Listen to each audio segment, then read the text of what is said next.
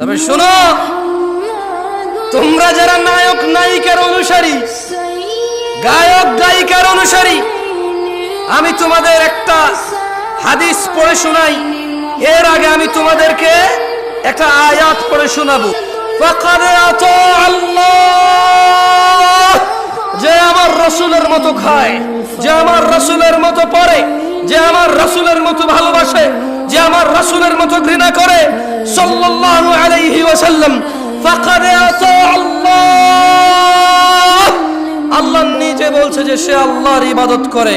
ওয়ামান তাওয়াল্লা, আর যদি কেউ রাসূলের অনুসরণ থেকে মুখ ফিরিয়ে নেয়, ওর নায়কের মতো দেখতে হবে শেভ করে, ওর গায়কের মতো দেখতে হবে শেভ করে, ওর চুল এমনি এমনি কাটবে, অমুক খেলোয়াড়ের মতো দেখতে হবে।